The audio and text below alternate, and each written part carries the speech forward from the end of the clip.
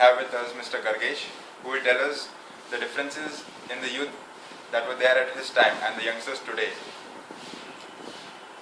Yeah, Clinton. Yeah, Clinton.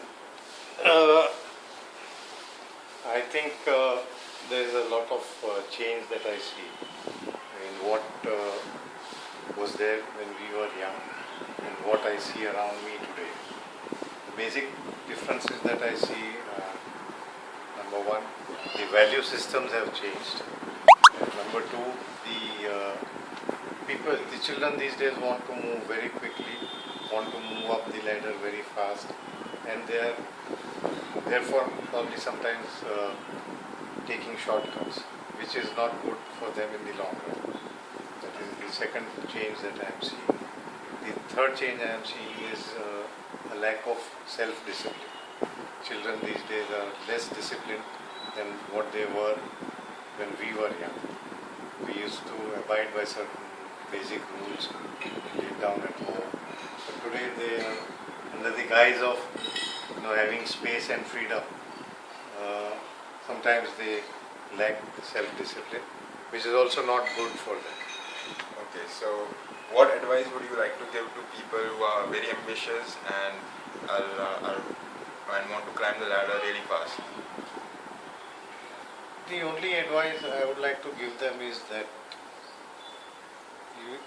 whatever you do in life, if you enjoy it, you will excel at it.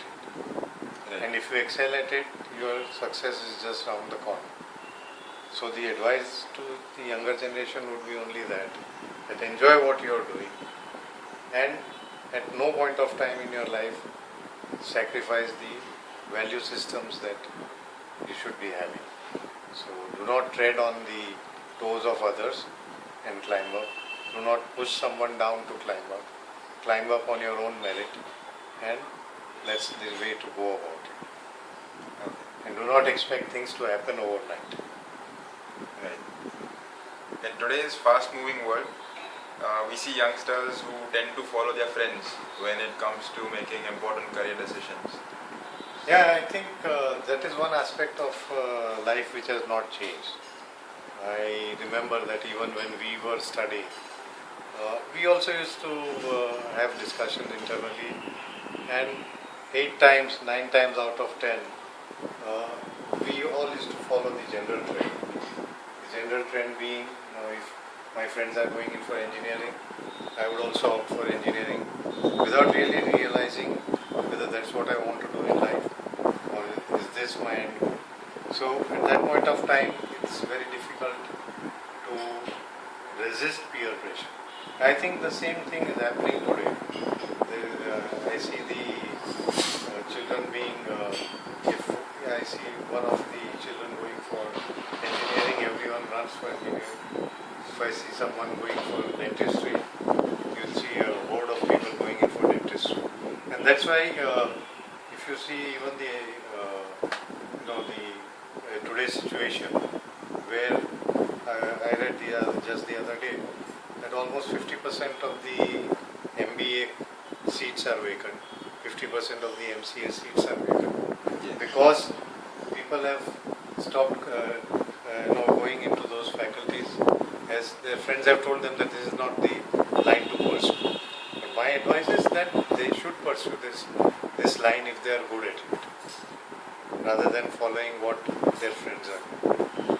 I also did a similar thing in 1965, where I followed my friends who were all going into engineering. So that was a time when you too submitted to peer pressure. Yes, I did. I mean, there's no denying that fact.